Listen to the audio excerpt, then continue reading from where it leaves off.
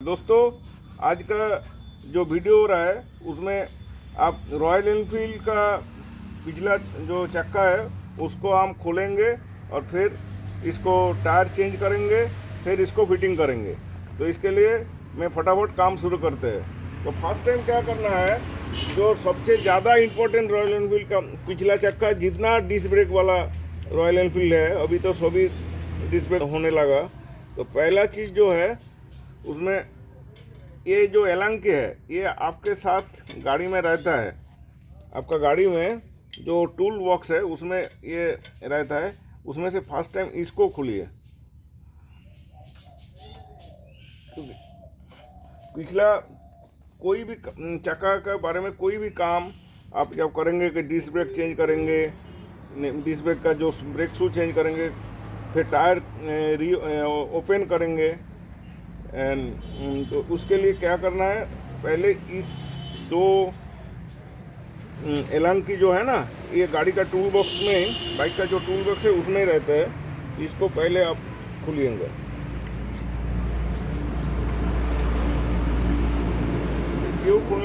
ये खुलने में आपका काम बहुत इजी हो जाता है। और इसलिए गाड़ी में ये दो एलंकी स्क्रू दिया हुआ है इसको खोलने के लिए। पीछे कोई काम जब करेंगे टायर के बारे में तो ये इसको ओपन करें। तो फर्स्ट टाइम ये ओपन कर लिया। फिर जो है एक स्क्रू ड्राइवर से इसमें जो पीछे का ब्रेक का ये है ना, उसमें आप ये इसको खोल लीजिएगा। ब्रेक का पाइप को इसके साथ लगा हुआ है, तो इसको पहले खोल लीजिएगा, दो टाई को। इसके बाद जो काम है वो आप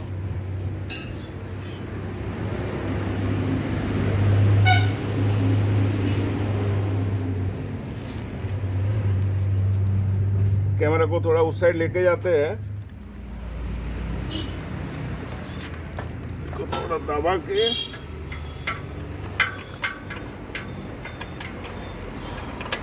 इसमें आप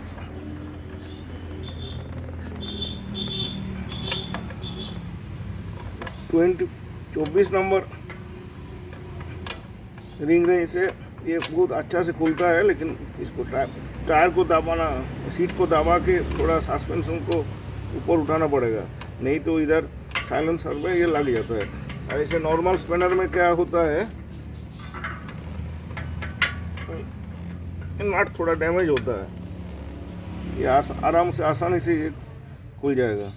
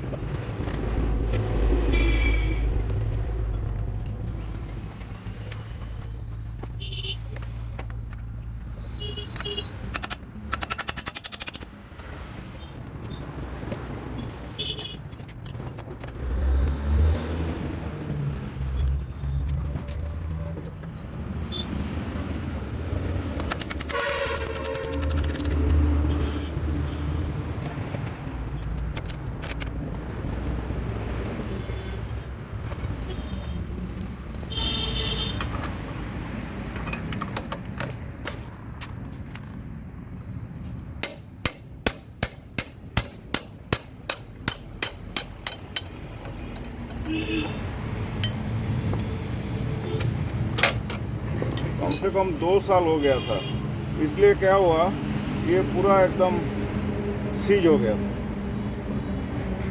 इसलिए ज़्यादा टाइम लगा। 2 साल पहले इसको ओपन किया था।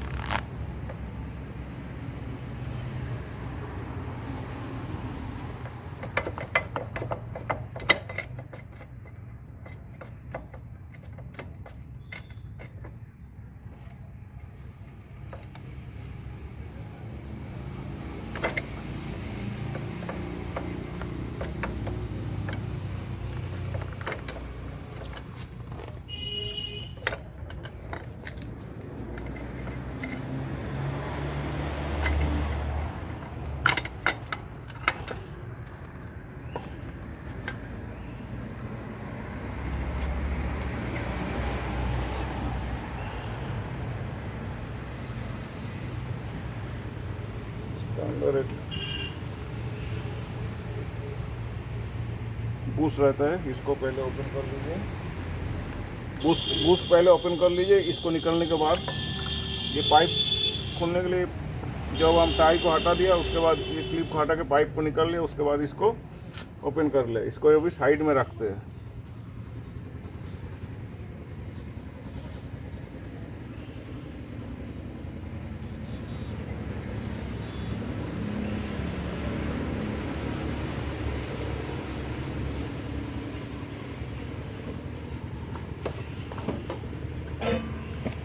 चक्का आ गया।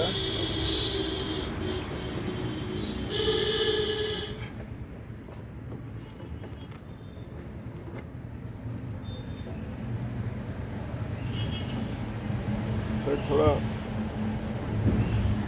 हिलाओ तो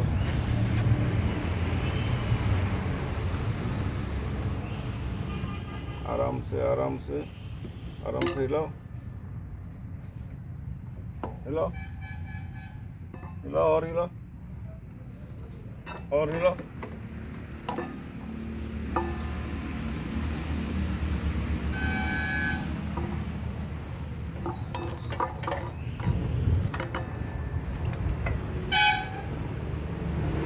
हाँ, सीधा कर।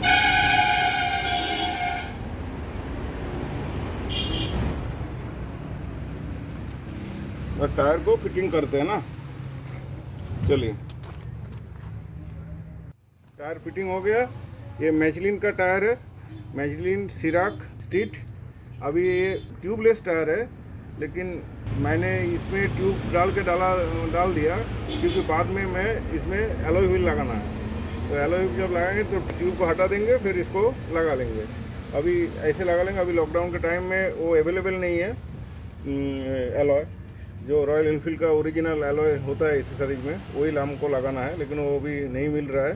तो ठीक है, तो हमारा टायर का हालत ख़राब हो गया था, इसलिए हम इसको चेंज कर लिया। अभी बाद में कुछ क्या करेंगे, जब एलॉय मिलेगा तो अब इसको लगा लेंगे। तो ठीक है, अभी फटाफट इसको फिट करते हैं।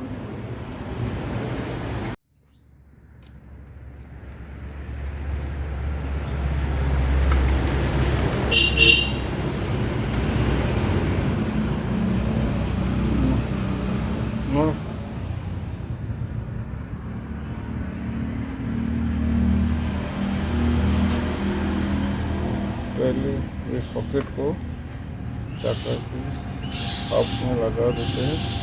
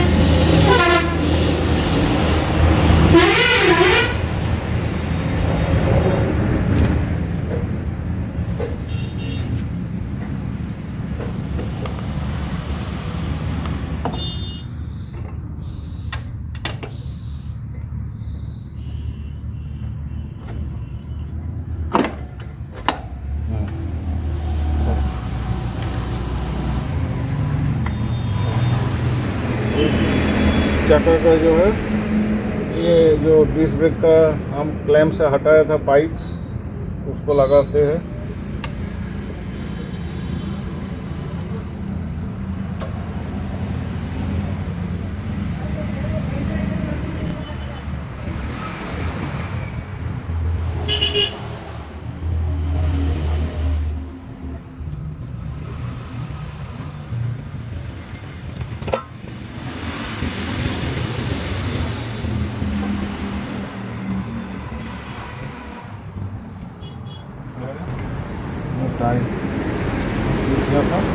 थोड़ा साफ कर देते हैं इसको।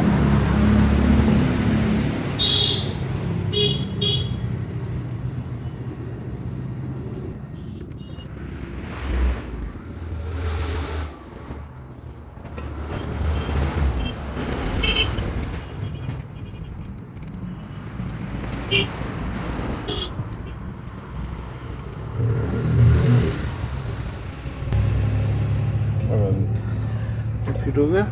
फिर जो 24 नंबर जो नाट है उसको साफ करके लगा देते हैं, ये वाला।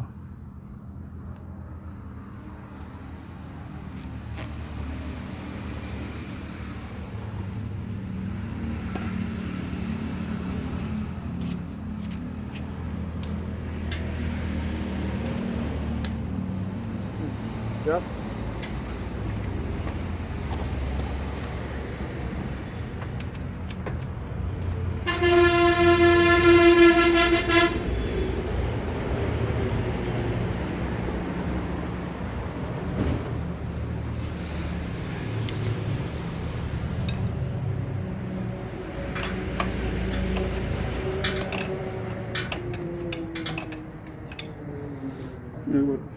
छोड़ दो अब।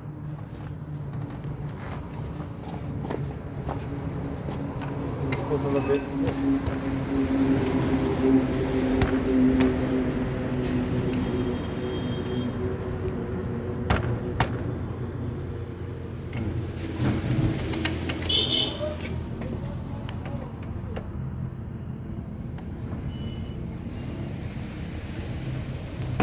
चेन का जो अलाइनमेंट वो हम चेंज नहीं किया, खड़ा कर दो उसमें।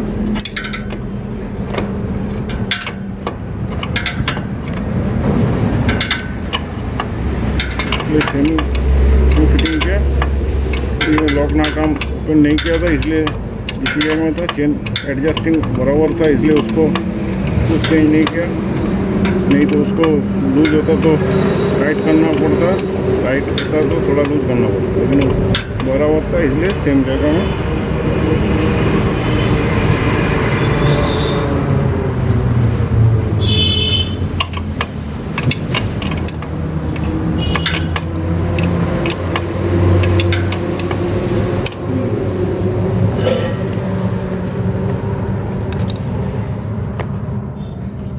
ये हो गया पूरा कंप्लीट।